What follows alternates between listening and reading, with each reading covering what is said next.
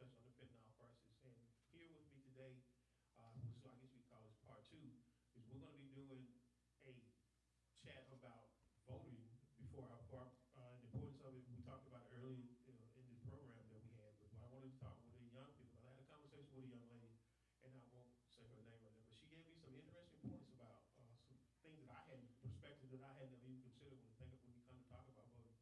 And she directed this young man here to my right, your left, about and said that he has some views as well. So I thought it would be good if we could come on and kind of expound on them while we had time within our time. So I'm going to let him introduce himself, and we will start this conversation. Go ahead.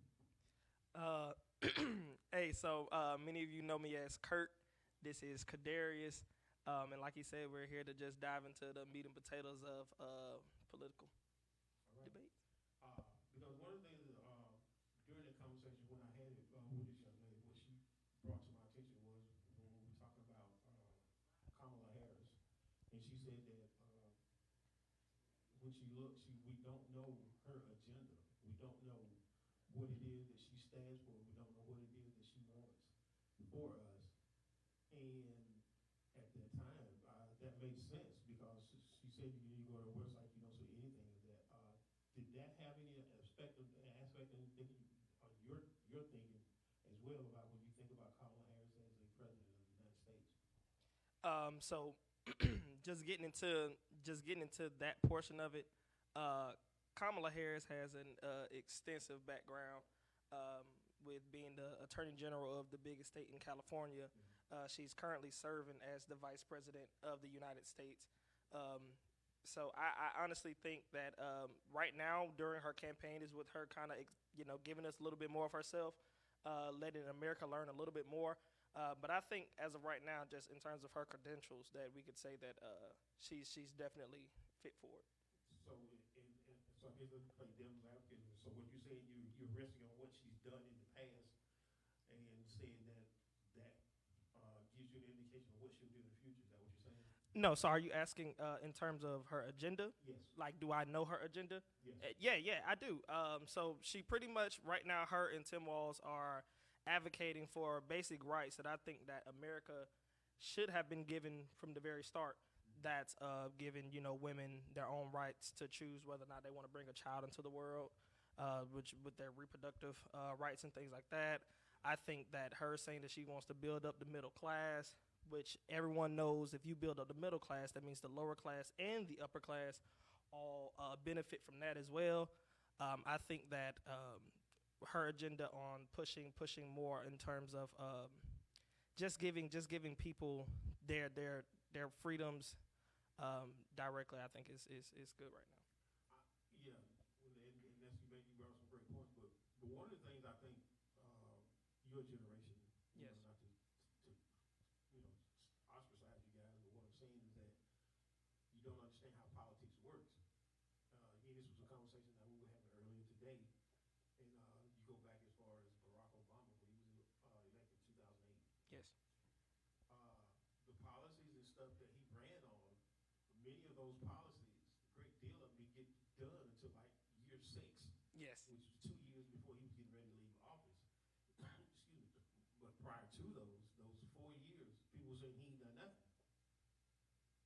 Like you literally had people saying he ain't done nothing for black people.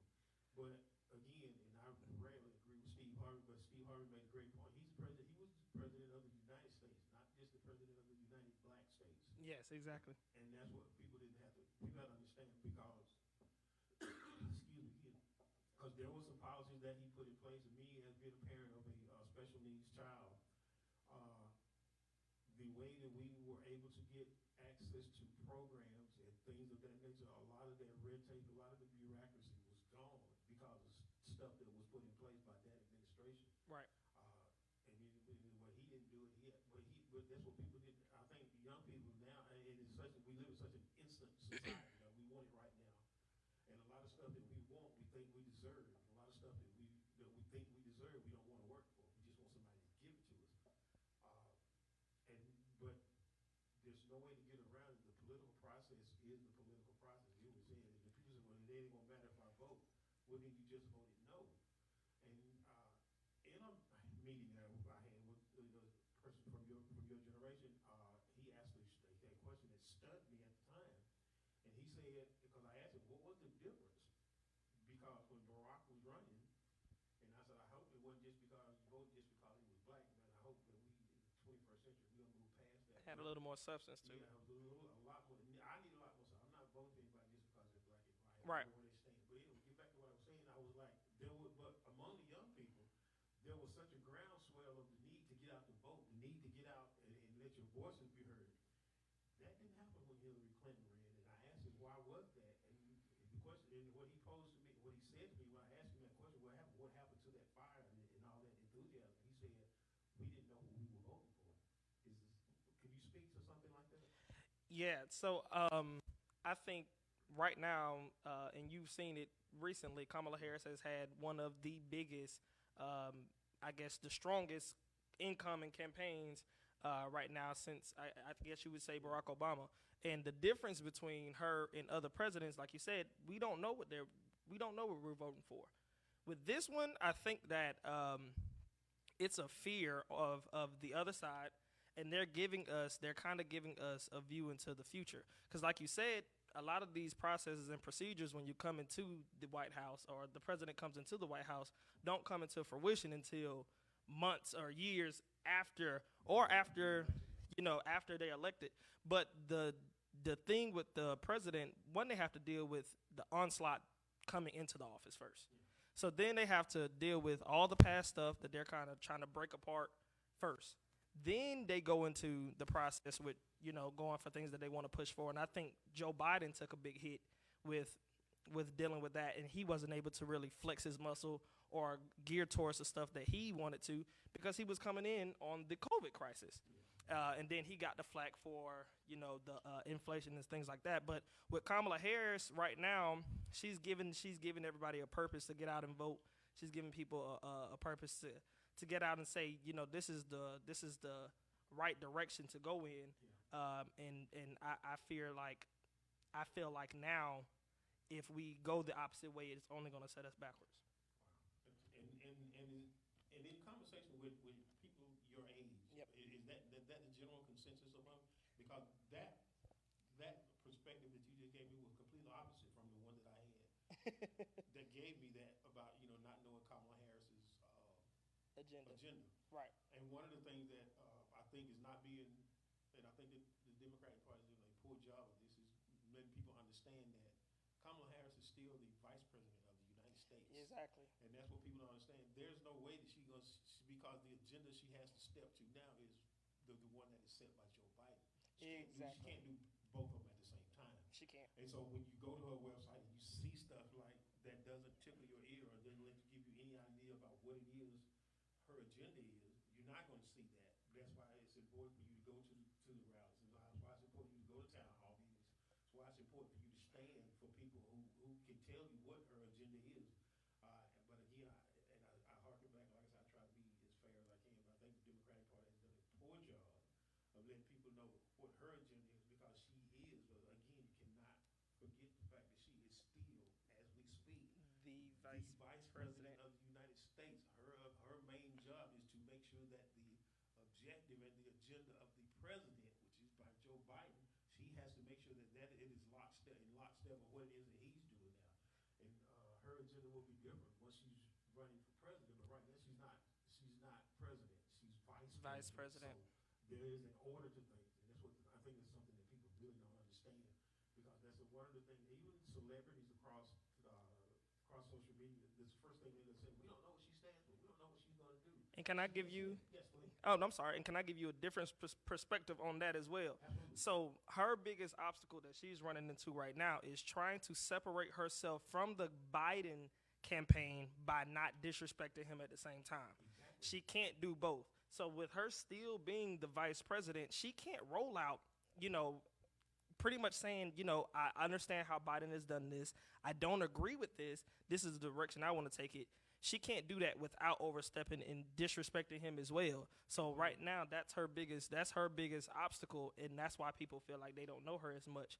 But I feel like as of right now, just her coming out and hitting the ground running with with her agenda, she's slowly giving you little pieces. First, she hit you with the reproductive rights. Then she hit you with the rights and freedoms of just people in general, of voting and things like that. Then she hit you with the economics portion.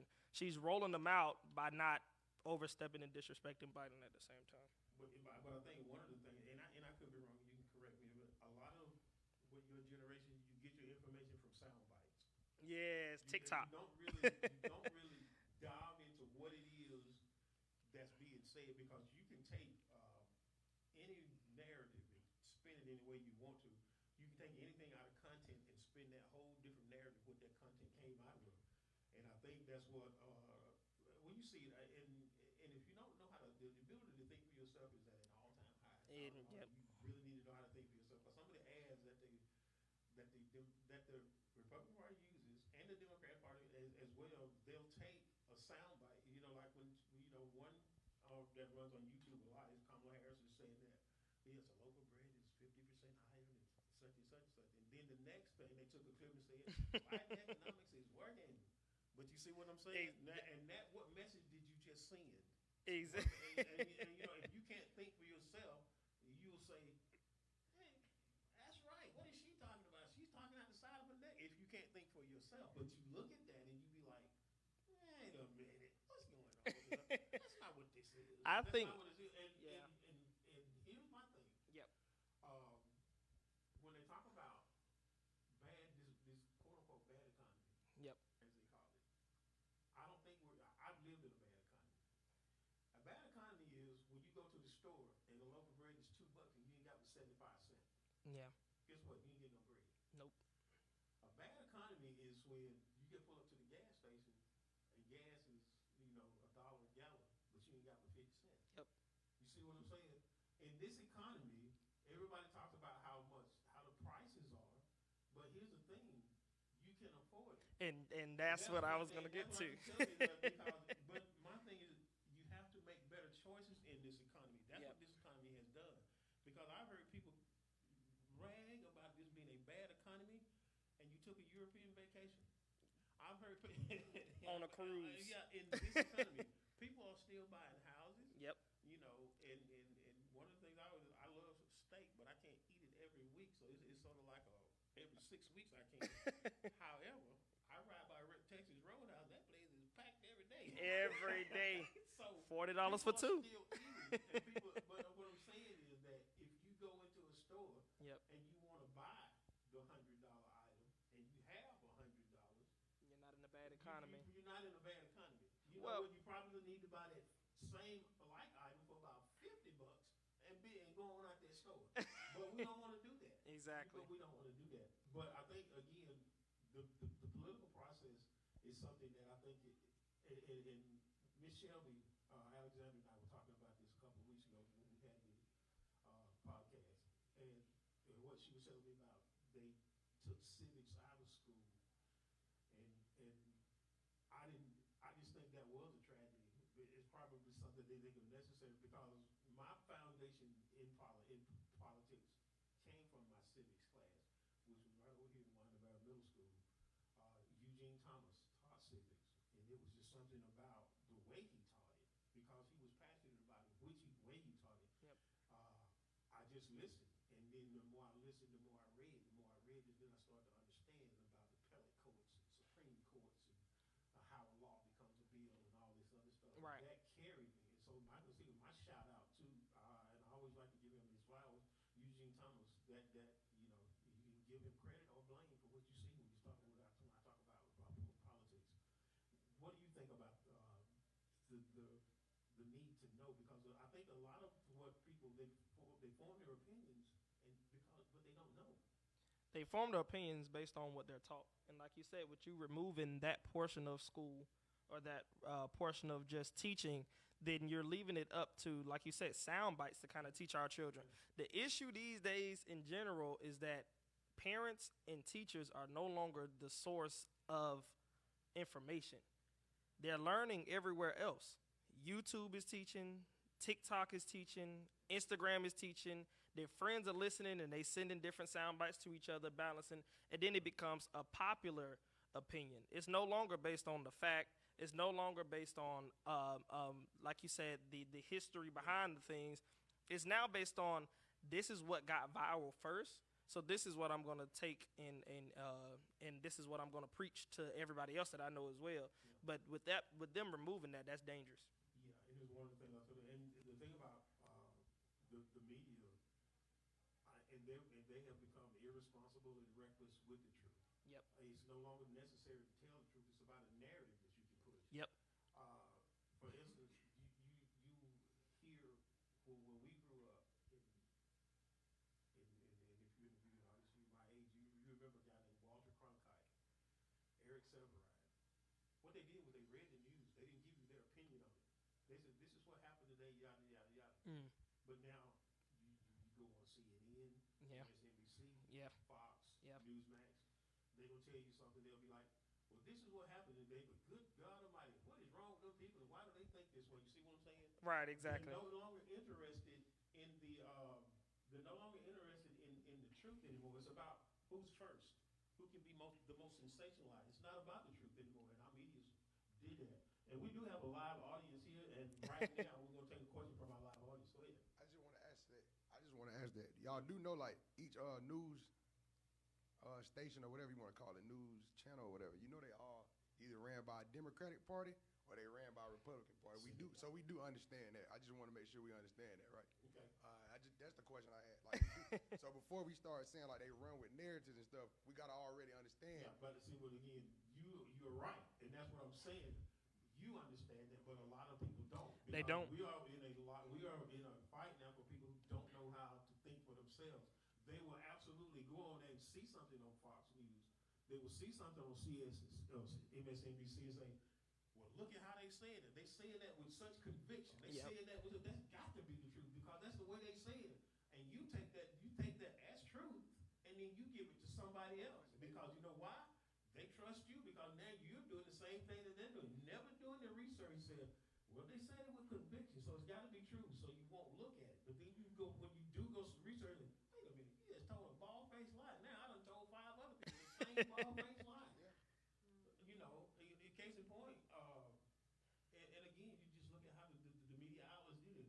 When Donald Trump had this thing, he said, well, gas, when I left office, gas was $1.86. Where? Nowhere. Where? But that wasn't the tragedy. I go to my Facebook page, and a bunch of my friends are saying, I told you gas was such and such and such and such and such when Trump was in there.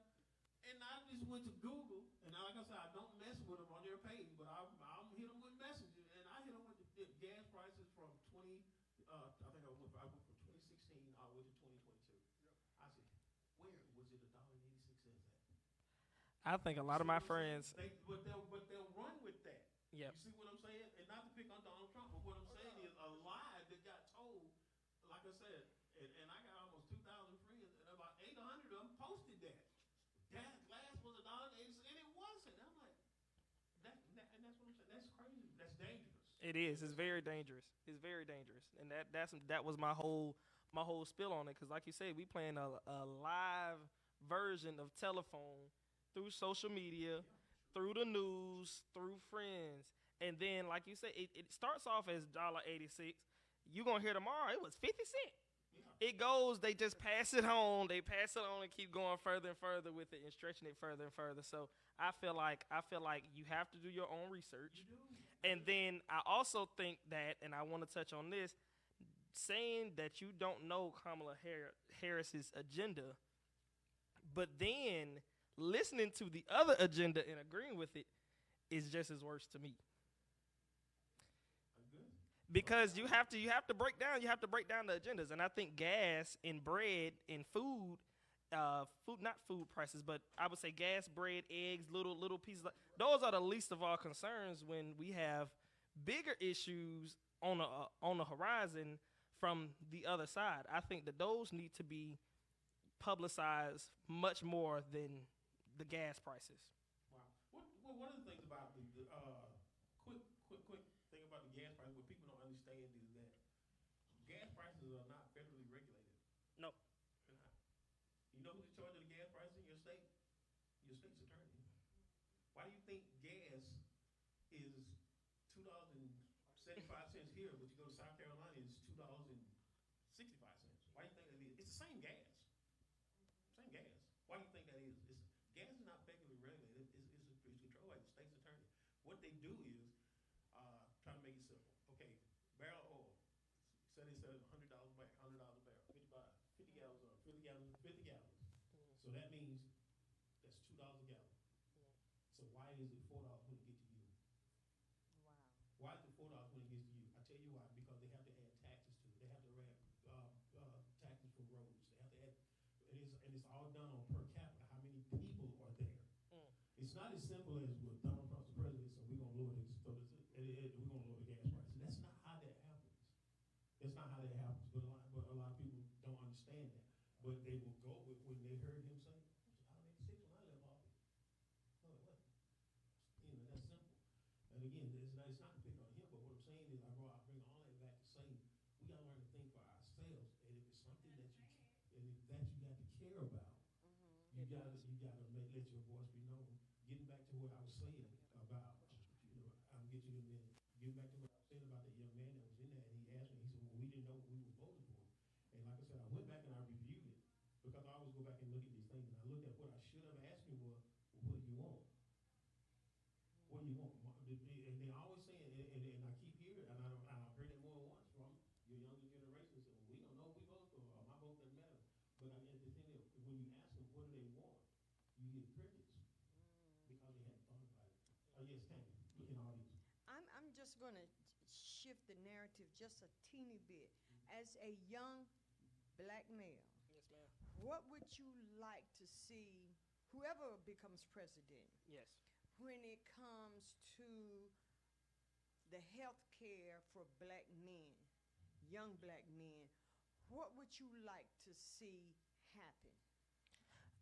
In terms of healthcare, so we used to have what do they call it now? It's no longer Obamacare. What's the care called? What it was called from the beginning is always been the Affordable Health Care Act. Act. It started in 1992 Okay. under Bill Clinton, but it was a tactic by the party to fear that you don't want this black man shoving this down your throat, so they called it Obamacare. Right. Now that it's working, and they see that there are advantages to it, they no longer call it Obamacare.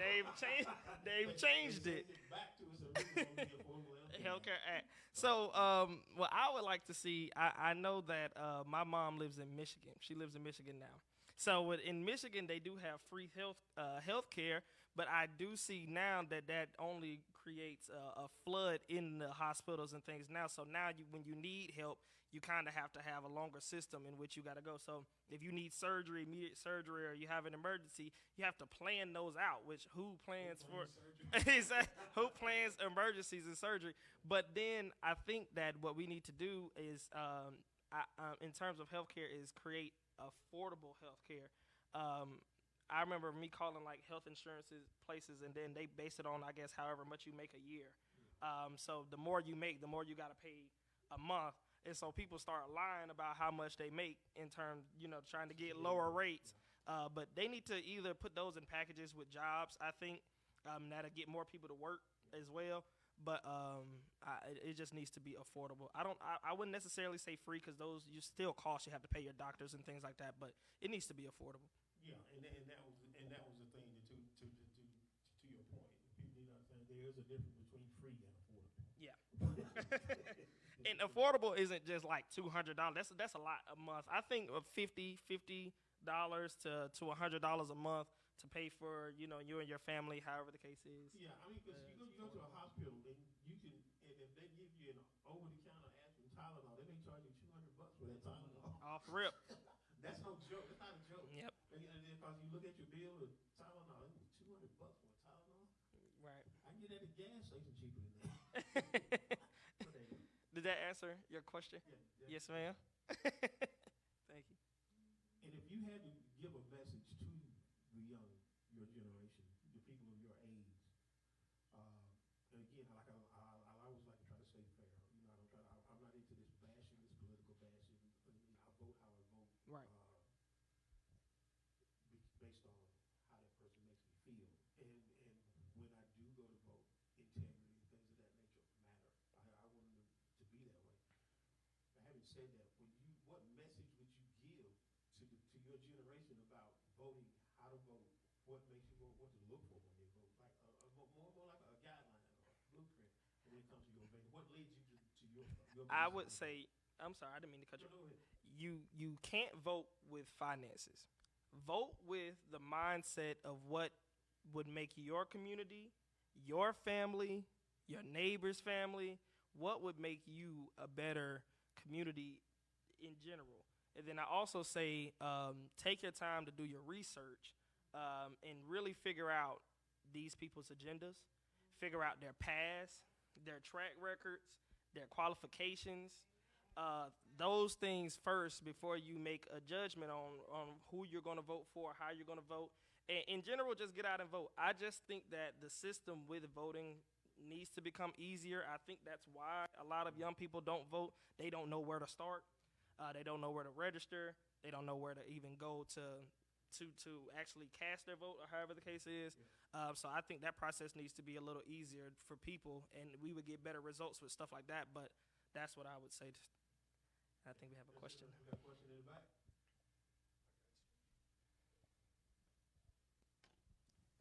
Just to kind of, I know I ain't young no more, but the one thing I can say is that it is easy to vote. It has been already made easy to vote. If you can be on TikTok, Facebook, and Instagram all day, you know how to hit the Safari, Yes. the Google, whatever you need, and put in GeorgiaVote.org or voting in Georgia, and it's Register gonna come to right vote. up. It's gonna, and you do everything online. You don't need to go to nobody's.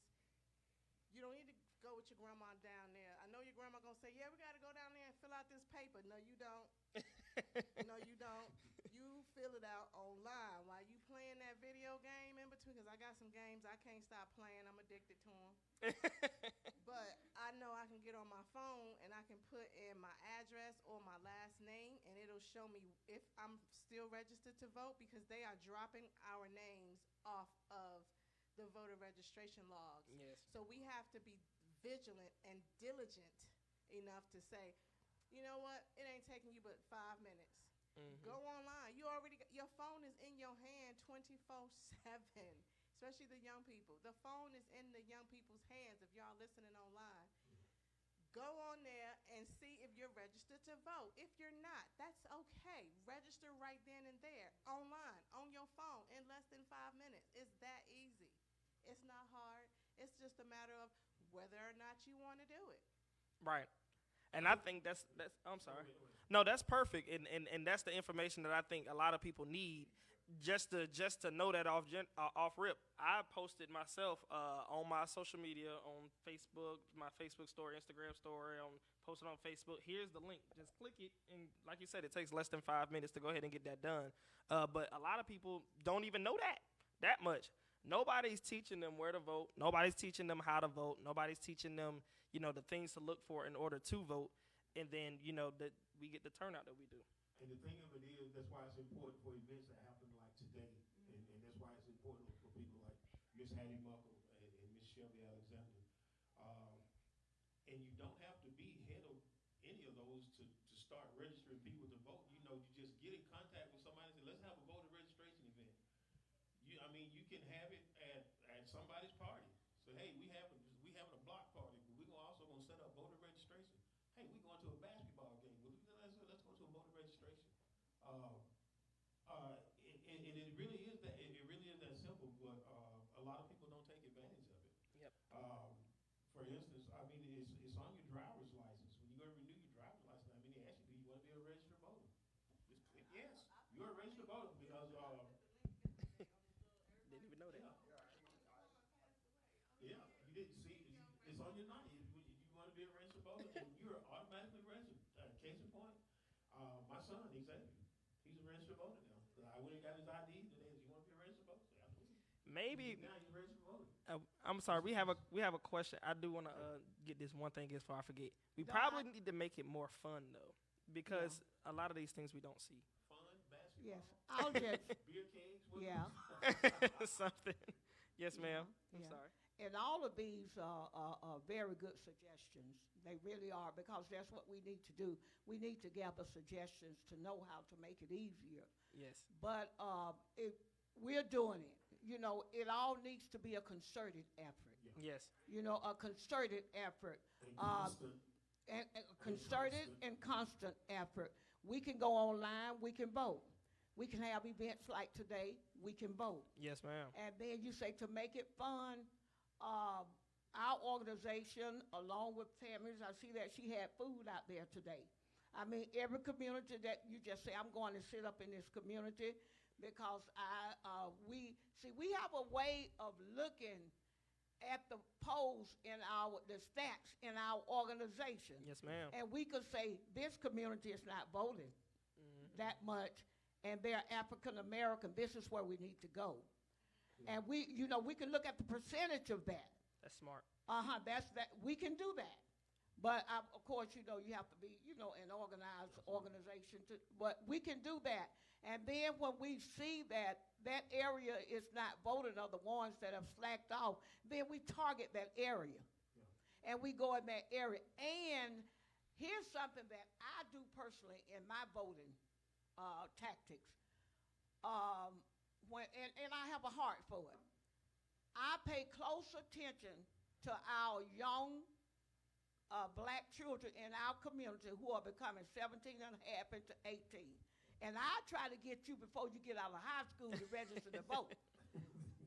I'm serious, because see, it's not that I'm just getting you to vote. I'm getting you because some of you young people that are coming out of school, you're going to change our communities. Yep. You're going to change our state. You're going to change our country. You're going to change the world. So we need to target you as early as we can. Amen.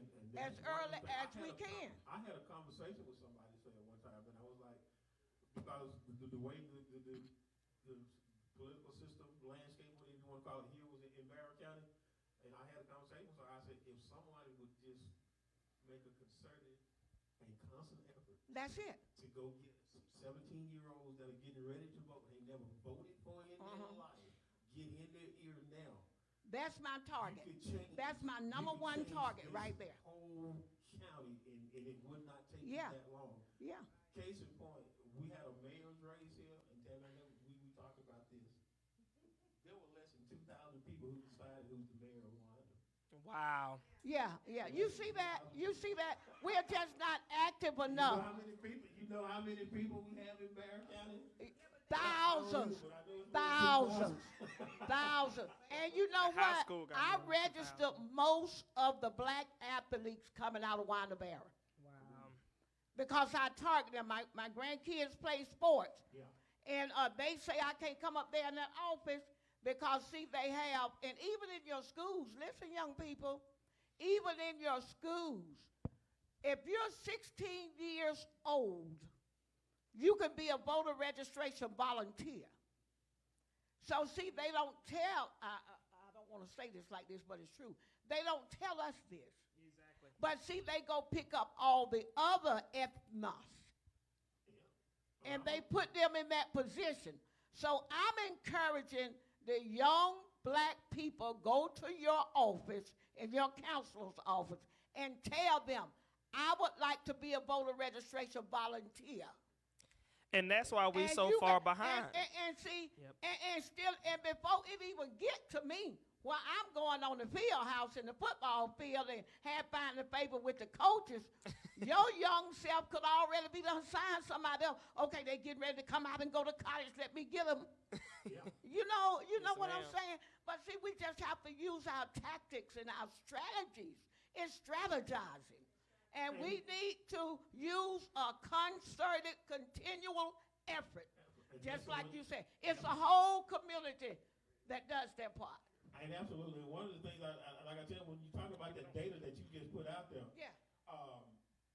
Your politicians are looking at that as well. Oh, yes, they are. So when the monies come in to improve your community, and they look and see that, well, on this side of the street, these people are voting like crazy over here. So these people over here aren't voting at all. And we ain't going to give them no money. Where do you think that money's going to go? We ain't going to give them no money. Where do you think that money's going? Uh-huh. Get the mic. Get the mic.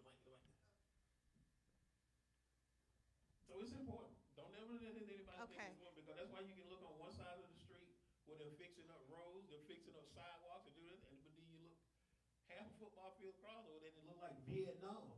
Yeah. And that same and that still belongs to that same representative, still belongs to that same guy, but y'all ain't voting, so he ain't losing nothing by not doing nothing for y'all. Exactly. And that's what, and that it's sad, but that's how some politicians think. Well, they ain't doing nothing for me anyway, so I'm just gonna go to the people over here that's voting. Go ahead. We took 11 people with us to the mayoral race. We took 2 trips. Because we did not live within the city limits, we were not allowed to vote. So had we had have known that, I would have planned better, I would have strategized better. But I'm not going to beat myself up No. because I tried. To take 2 different carloads and make sure 2, 3 different carloads was coming down here to this community center to vote, Yeah. we came. And there were people who were supposed to be so many feet back away from the polling center, and they were right on the curb, like they had the right to be there. Mm. Yeah. But had it been their opposing opponents, they were taunting, they were just acting worse than the kids in school. And these was grown people. But And see, I have to remind myself, when we're out here in the community and we're dealing with the kids, I understand he was saying about we need to sign up to be substitute teachers. But see, this is the problem. There are systematic things that has transpired over the decades, and some of us cannot go and be a substitute teacher because we might have a record of this or a record of that.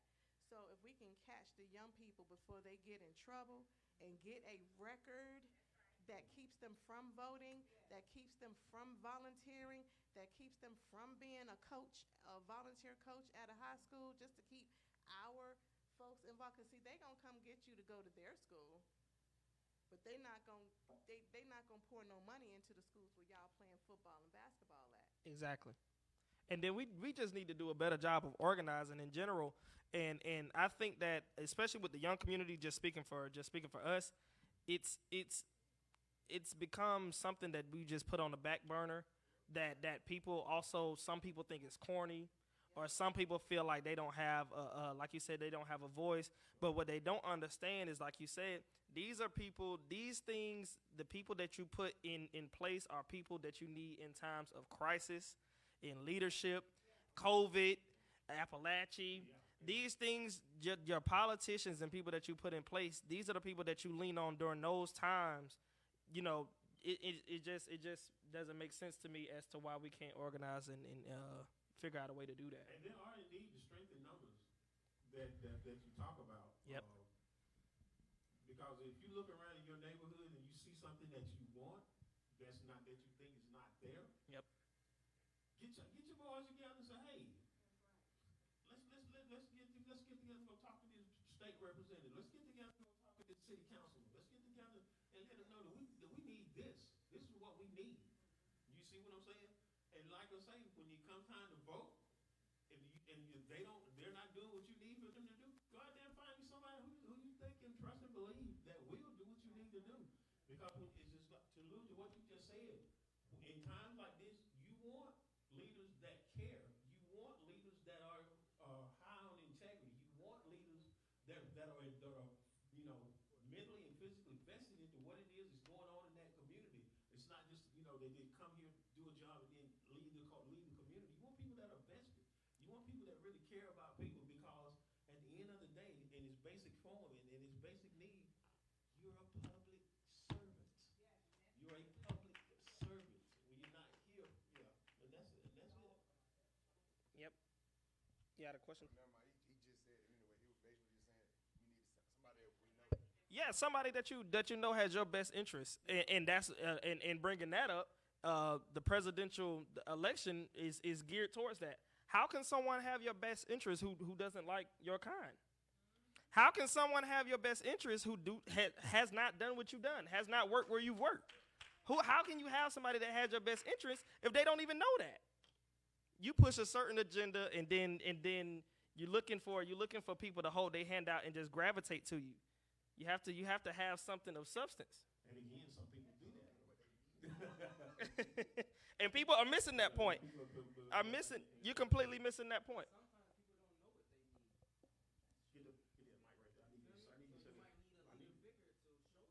Exactly. I said some people don't know what they need. You got to show them what they need. And who are those people that don't know what they need? My people. Okay, okay, that's what I'm saying. But here, what I'm talking about, we're speaking in generalities, and we're trying to be specific about, because people always say, well, we don't know what we do. How can we fix that? Because that's a question, it's a general question, but we're trying to get a specific answer, and there lies the difficulty. So how could we do that for you guys? How can we do that? How could this generation get your generation more involved, more concerned, more educated, and more aware of what it is and how this political process works? Because trust me, we got people like Hattie Muckle, Miss Alexander over here. They will do whatever it takes because they believe in what it is. If people can say what they want to about this political system that we have, it's the only one we got. It's the only one we got. Yeah, but we gotta stop being naive though. Absolutely. I'm talking about this is another reason why I tell my boy Kirk I don't even have these type of conversations just because it's really a catch-22 whether you like it or not. It's a catch-22 whether you like it or not. Yep. And that's just facts. Whether y'all can sit here and say, oh yeah, this was gonna go on, but on the real, what's really gonna go on is it's gonna take people like you, people like her, and boom, and then we gonna see a movement. But before then, it's not. Like he said, people don't know what they want. Y'all can keep coming out here asking everybody. You can keep asking us what we want, but on the real, we don't know. And he just said that we don't know. Okay, now my next question, and thank you for saying it, TJ. And I love myself some TJ, by the way. I've been my dude for a while, and that's what I like about him. He's always spoke what he spoke. But here's the thing, not to push back or anything like that. Have you thought about what it is that you want? See, that's what I'm saying.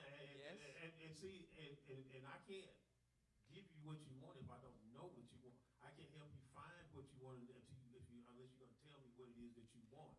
Because people are of age now. You guys aren't 16, 17, 18 years old anymore. You see what I'm saying? You guys have been in this world. You see how it works. You see what's going on. Okay? And it's like I always tell people, we don't function in a world where people don't know the difference between right and wrong. We just don't. I'm sorry, we don't. We don't.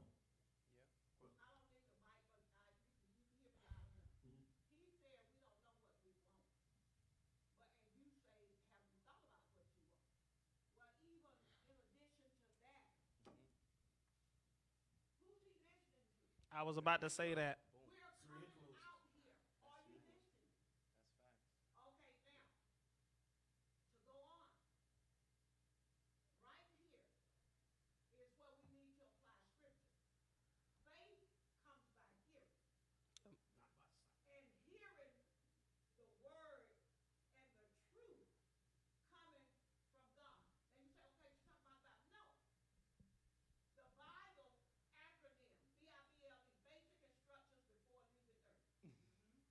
Wow. I like that. Speak on it.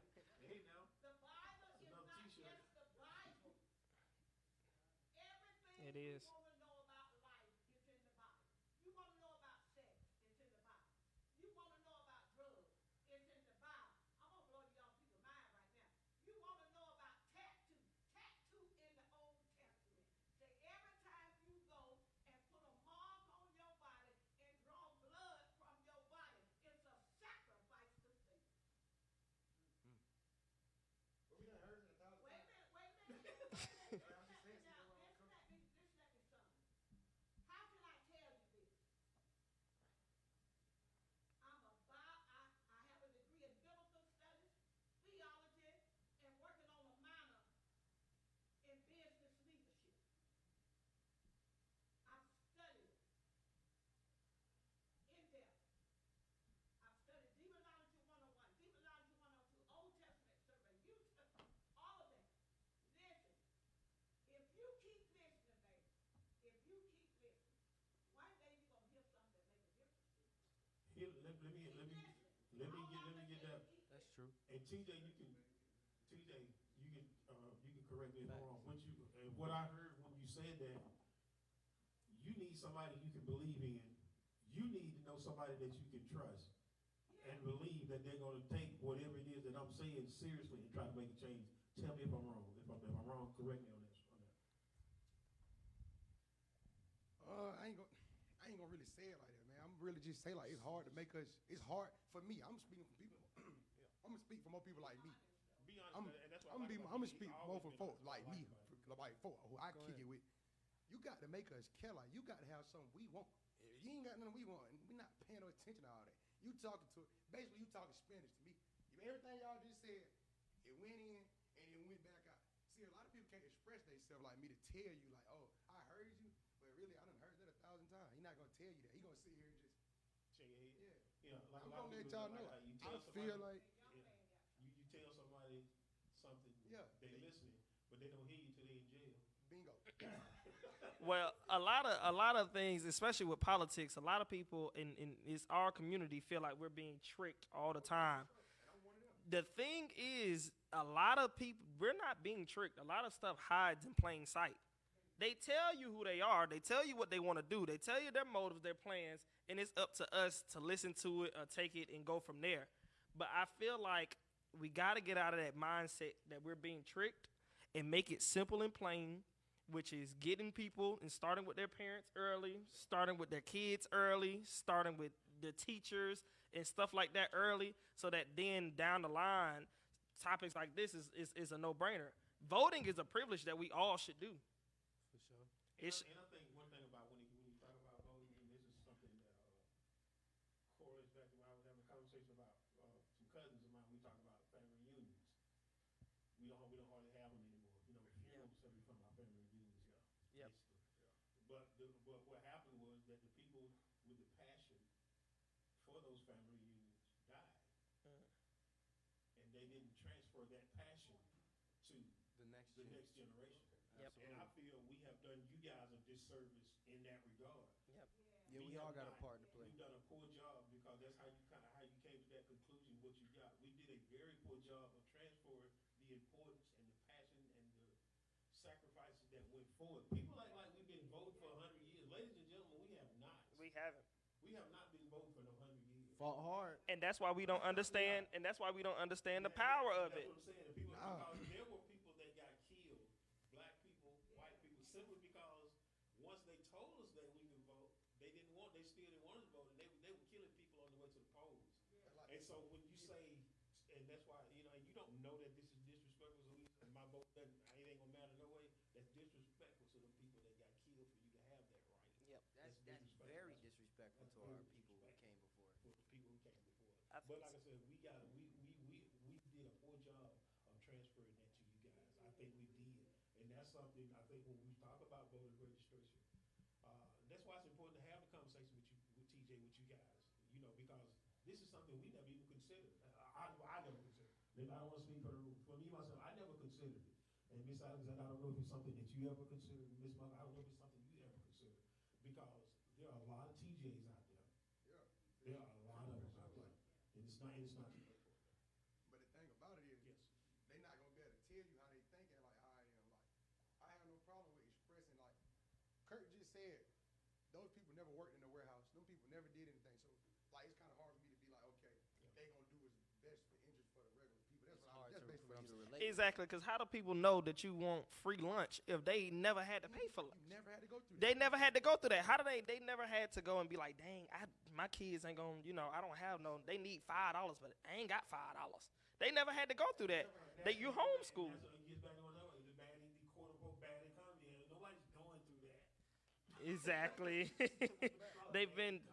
But I feel like But I have been in. But I go way back to 19. I started school in 1968.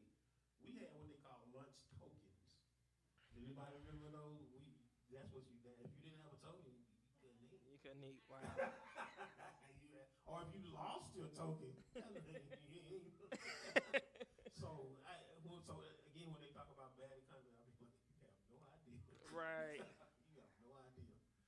But again, these conversations are necessary. I like what happened this morning, but I am really enjoying this one because I am becoming more aware of stuff. Like I said, when I had the conversation, it brought forth a perspective that I had never considered. And digging and talking with him, I came up across another. This is something that us old people, as y'all want to call us, what is the term that y'all call us? OGs. OG.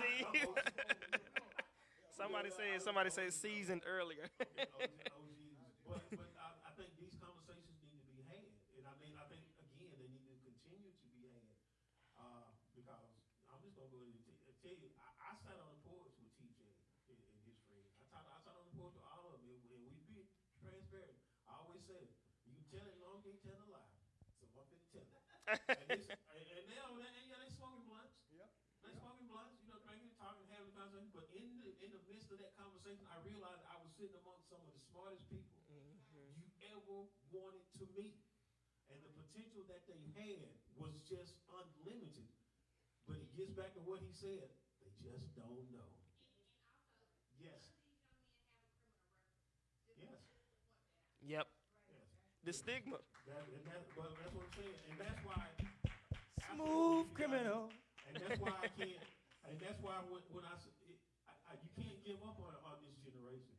And that's why I say when people are like between 20 and 30, you tell them, well, you got to figure it out on your own. We can't do that to people.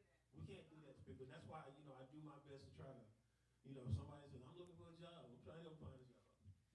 If somebody says, I don't care, they ain't going to work. The first thing somebody, well, they ain't going to work. I don't know that. They told me they need a job. I'm trying to help them get a job. Okay? And that's it. Oh, absolutely, he could. Strong thought pattern. And And that answers, and I'm saying it to say this, that answers. I taught my card to women this morning. Yes. My canvasser and I. And we walked from the Wilderness Center, we walked to every apartment, every house, everything. That answers why, and I can attest to what you're saying. Because I walked this whole community, and when I finished, my heart was sad. Because out of this whole community, and we went door to door knocking. And when I walked, that's why we need to get out. When I walked this community, I also realized that it was no longer all African American. No.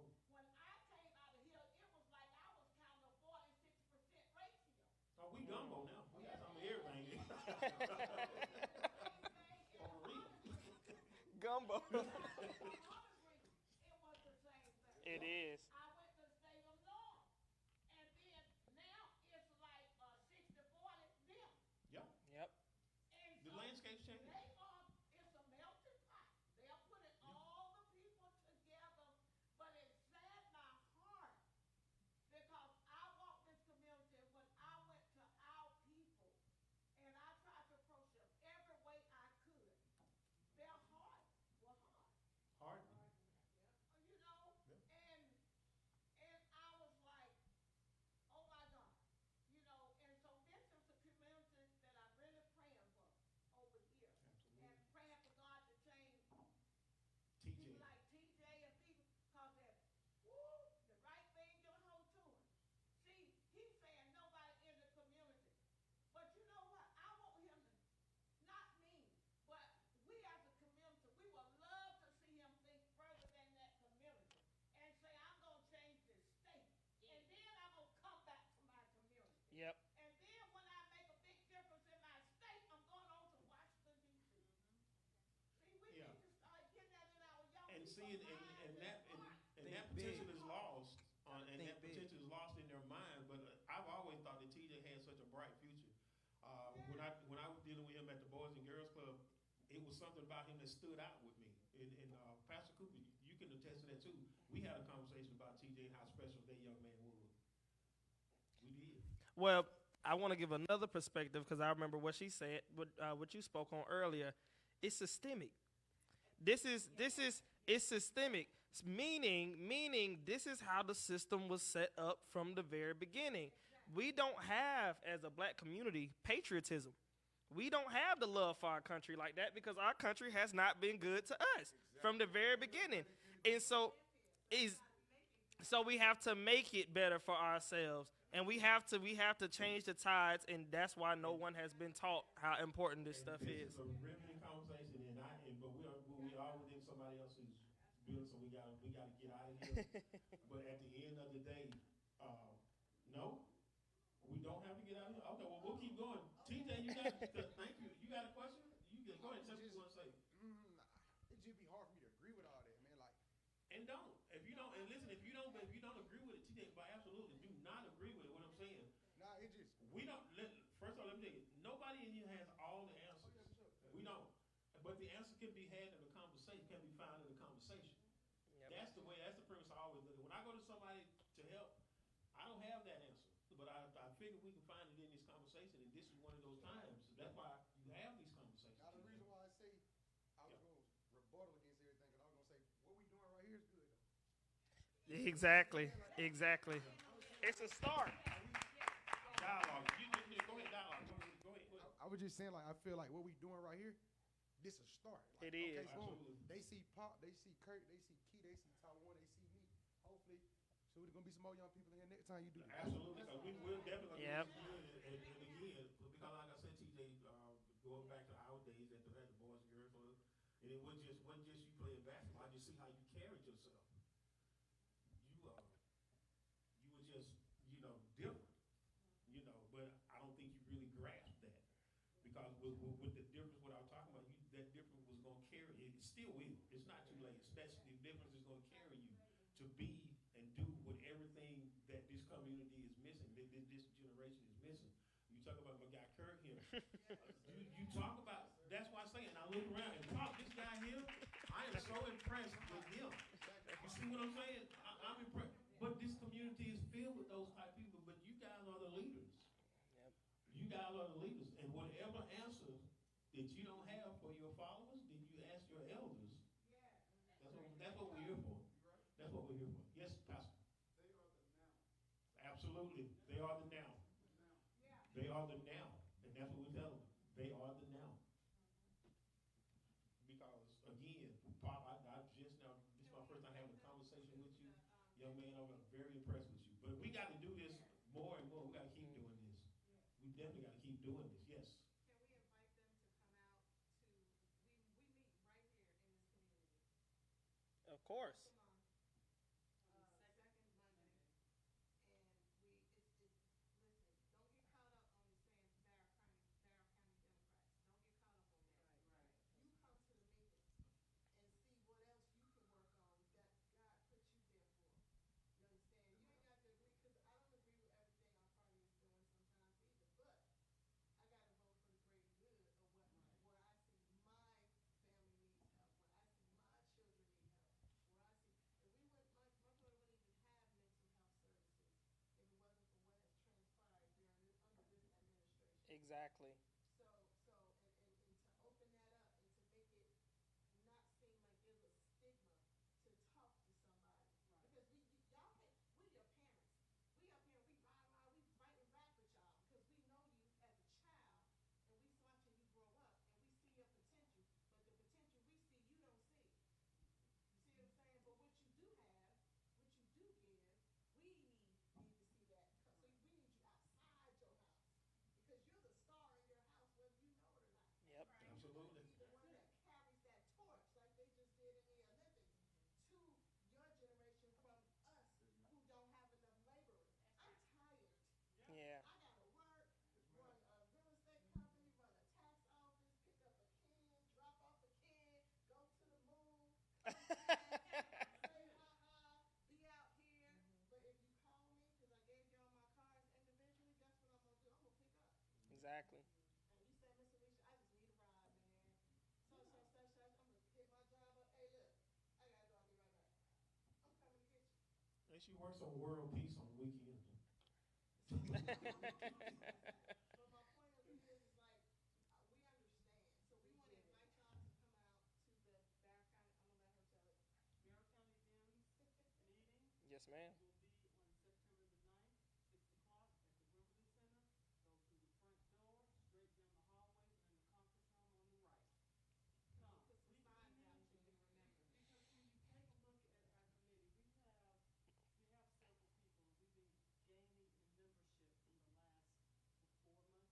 Because when you take a look at our committee, we have several people. We've been gaining in membership in the last 4 months or so. We've been gaining, but we need young people. We need your ideas. We need your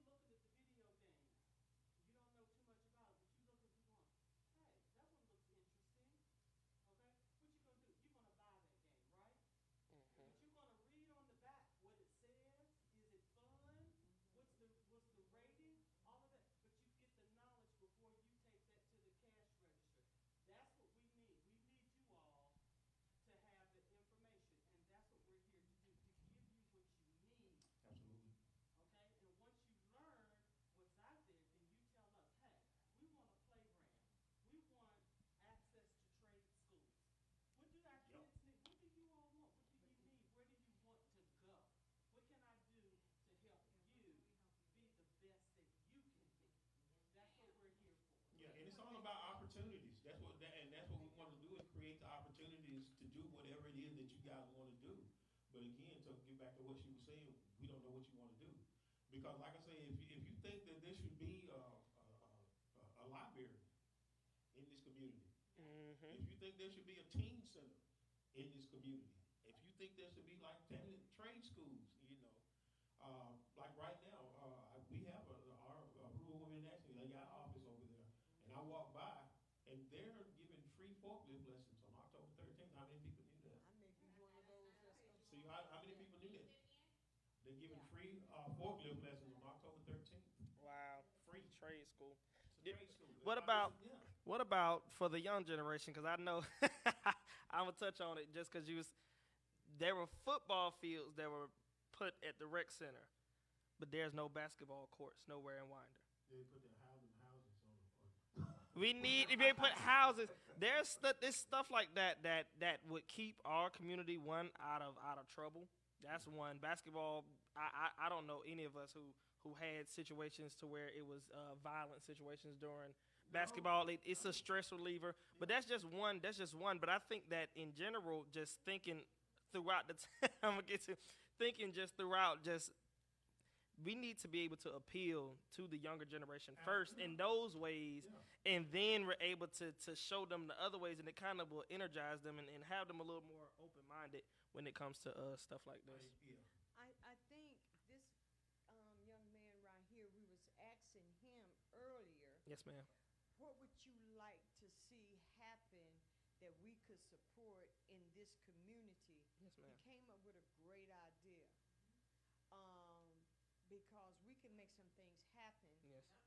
If you bring us an idea that's going to be positive and impact the people you guys' age, then we can support that without a shadow of a doubt. Yes, and I ma'am. think, what was your idea? Now, at first it was a video game, but then I had thought about basketball because I love basketball. So why not do a little tournament basketball? Then after that, we could chop it up. You know what I'm saying? And see, that was one of the things. We can make that because happen. when I was growing up, we had they called it bitty basketball then, but every school, Statham, Bethlehem, Auburn, County Line, you had a basketball league. And at the end of the year, you had a basketball league. You took and you had all stars. And you see what I'm saying? So kids were up for that. I'm playing basketball. Okay, yeah, now I'm playing basketball. Now they gotta go. I want to be an all-star. And sometimes you wind up going to Atlanta to play basketball at somewhere like Mercer Arena, or at that time I think that the big one wound up being at the Omni. You wind up playing at the Omni, so those are goals that you would have. And one of the things that's on my back on my table to do is to start a sports league where we get all of the civic organizations, such as Ladies of Soul, Rural Women in Action, Slow Road, where they would sponsor a couple of teams, and we could start those leagues because those are times you can have teachable moments. When I was coaching at the YMCA, I didn't just coach basketball. I took the time to start telling them about right and wrong, about the choices that they made, about things like that. When you care about people, you do that kind of thing. It's not just about wins and losses. I tell people all the time, the best team I had lost all our games that year. We lost all 10 games. but they came back next year, and every single one of those kids signed up because they wanted to play for me again because of what happened besides basketball. But Well, I was going to say the Boys and Girls Club up here is a staple and a staple to the community and to Winder in general, and I think that they haven't been given enough credit because there's a reason why Winder in general or Barrow County in general has such a high success rate with graduation and things like people haven't paid attention to that. They draw you there for the basketball aspect of it. That's what we all look forward to. But in the process, you're learning, you're doing your homework, they teach you other different things. The issue is once you turn 18, you drop into the middle of nowhere, and nobody else has no plan, no way to kind of, continue on that trend. Yes, ma'am. Okay, so let me tell you what had happened. Yes, ma'am. I went to the rec center about 2019, and I asked them, because my middle daughter is really, really tall. Yes. And she admires her cousin Chella. And they have been trying to recruit my baby since Hosenbeck. And then she got to Russell Middle, and she grew. Wow. There was a lot of intimidation. She was called out her name. And so I went to go find a place where my child could safely play basketball and not be turned off. I went to the rec center before it became the Lord Taylor Park that it is today. Wow. They told me that we did not have enough volunteers for our children in that age group, and we're talking about middle school age. So when you say you get 18, it ain't nothing to do, help us help you have something to do. It may not be the income that you need to like buy a house, but it's the income that you can have to pay some utility bills and half on the rent. You see what I'm saying? Because they need those coaches over there. They will not give us the rec center amenities such as a basketball because they said that we don't have qualified people who can come and coach the kids. So y'all hearing me, young adults? Well, coaching, but that's also an excuse. I live in Gwinnett County. I live in Lawrenceville now. So I live in Lawrenceville, and I go to Swanee, which is a basketball court. It's kind of like a rec center that's open. They're open all the time. They're putting money in the wrong places. You have to put that in, and you can't do it for free. When you get grown, you got bills. So we can't do it for free. They can pay us. They can afford to pay it. We just need to stand up and figure out a way for us to be able to do it. That's what I think. Get a petition going. Yes, can do ma'am. it, but I also have to have the kids the young men that want to coach the kids at the rec center. We got a ton of those. Okay. We got tons of those. I want some reparations because I taught for 20 years at the YMCA for free. I'm gonna need some reparations. We have tons. I promise you. If you guys want to do that, we can get however many people we need. Young people, our age, whatever the case is, however many people we need, we can do that. See, this is the kind of stuff that we're talking about. And this is why we're here today. Yeah. How many people do we know that's interested in stuff like that? We have hundreds of friends, hundreds of people here in Winder that want that change. So we can do it. We can do it. We got good role models like Chella, Trees, Olivia, you know what I'm saying? Look at them. I feel like Exactly. if we really want to, we can. That's why I said back in my statement earlier, I feel like this, what we doing, was a good step. For real. It was. And I ain't trust me, I love this. Warm days, we need to do this again. Yes, ma'am. Somebody let Sam know we'll take it to the table. Yes, ma'am. And we can make some stuff happen. Definitely gonna Yeah, and I have your cards and everything too. Yeah. Let's do it. Because I'm going to look at this and take notes. And like I said, I met some great people here today.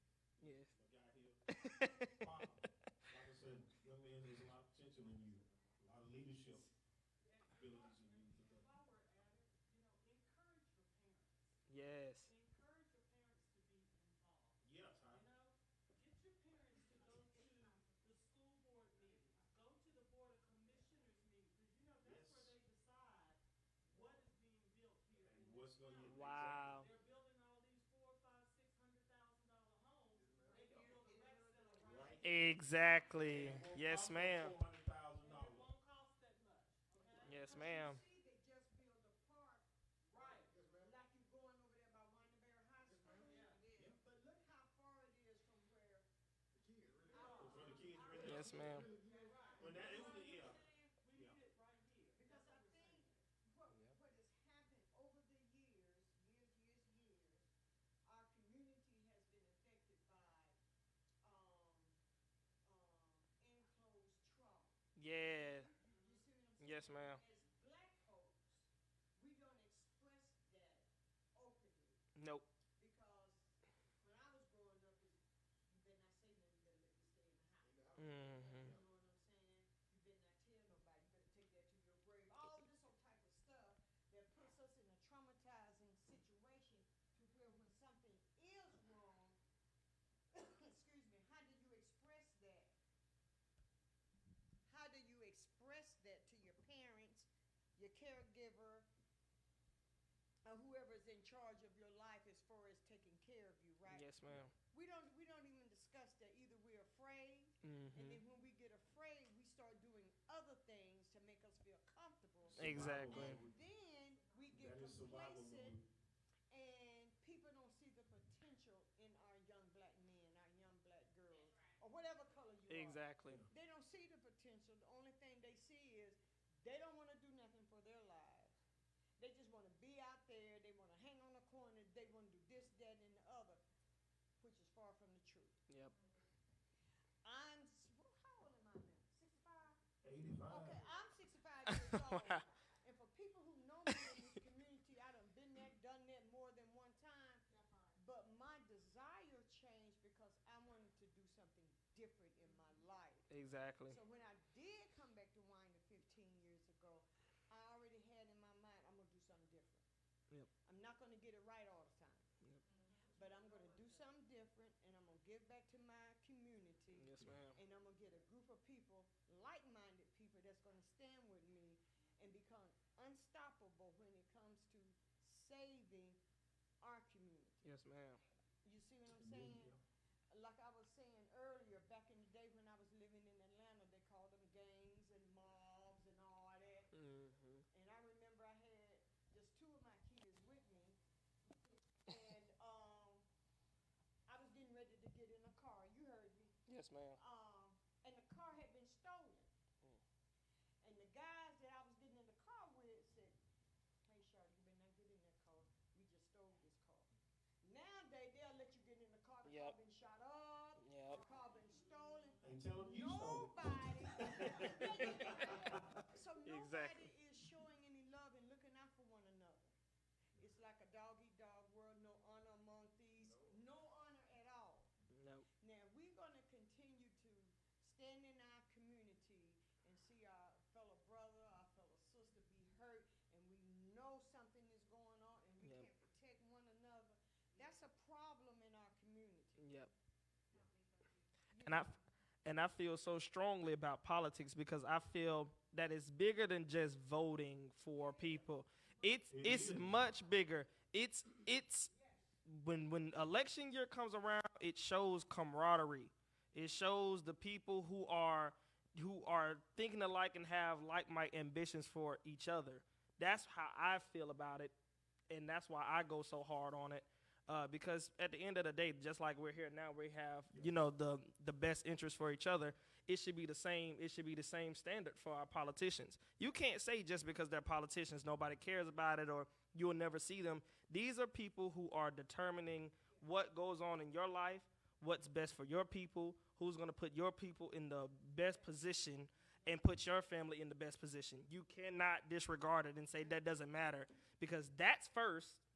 And then you go to your state, and then it's people like us who's taking over our hometowns and making it better for the hometown. But you have to have a great leader to begin with. Absolutely. Yeah, you got to have a great leader that can listen to the people. And Exactly. Exactly. Good point. Good point.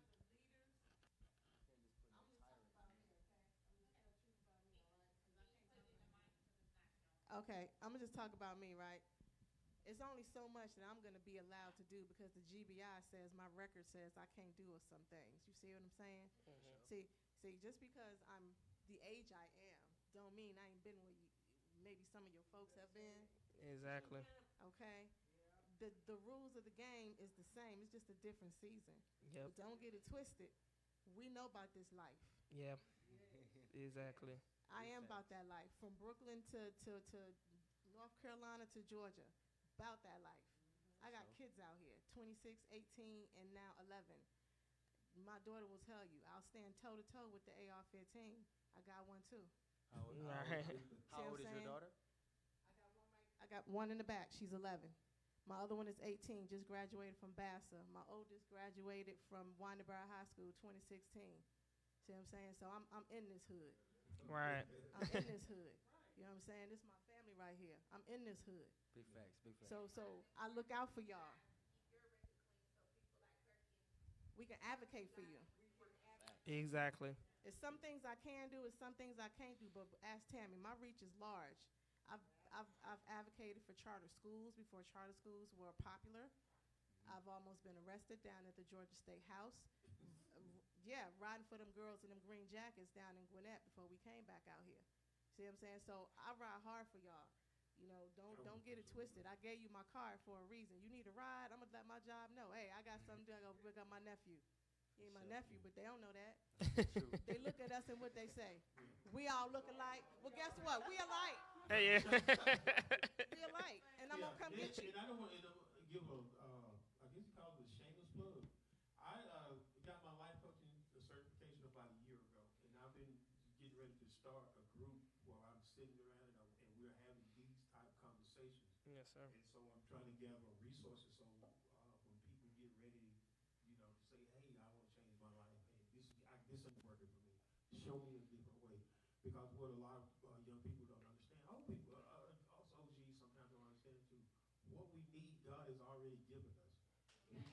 That's the thing. He's already given it to us. And a lot of us, he's given us the tools, but we've taken our hammer and using it as a screwdriver.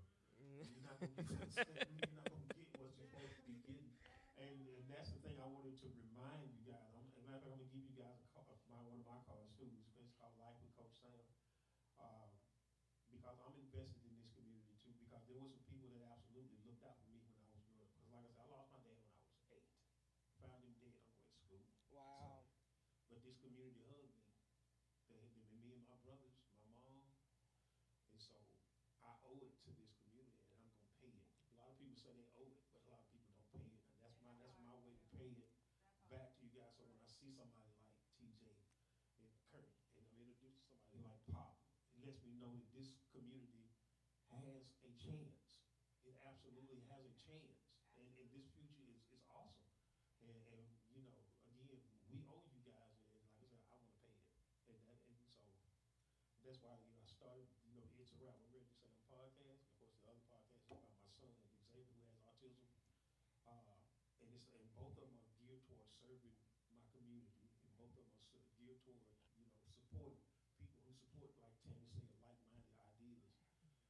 Yeah, we like to laugh on most of our podcasts. We talk about other things other than this, but we're in the fight for our lives. We are. Whether we realize it or not. We are. You don't want to take it serious if you don't want to, but you know, we are in the fight for our lives right now. And we need to understand that. So my thing is, now that we're having this conversation, what is our action plan after today? Absolutely. Let's organize. Let's get together. We got the cards. Let's not just talk about it. I like the way you think. There should be at least That's facts. 9 phone calls to me or Tammy or Miss Alexander Immediately. after this. Because a lot of times what you need to do is you need to process what has actually happened here. So you can get together and say, you know what, let me talk to them about this. So what I'm saying is, you know, because all of us are captured by a moment right now. Whether we want to admit it or not, we're captured by a moment. We are. But once we step away from that moment, that's when the truth and the reality starts to set in. And I think, like I said, take this in a couple of days, replay it on the podcast, on the live stream and everything. Get you some questions, and our phone should be ringing with an action plan for what's next. Because at the end of the day, that's always going to be the question. When you talk about future, it's always going to be, that question is going to be, what's next? Okay, what's next? I mean, we have an office at the Wimberley Center. And I'm there. 114. And I'm there Sam is there. all day, almost at least 3 days a week. My son Travis, y'all know my mom that if an idea come up, let Rudy know or let Travis know, and I can get the word, or let Sam know when you see Sam, or just simply call Alicia. She's on the board of Rural Women in Action. That's perfect. Sam is our chair, so if you all come up with something, we can make it happen. I will give you guys a call and you tell me what you need from us and we'll make it happen. I promise you we'll make it happen. Yes.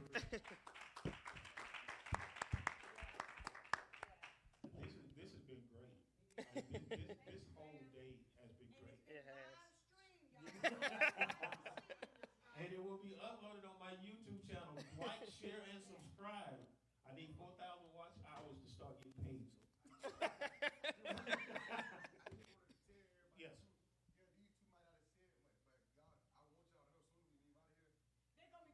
Oh, And that's what we want.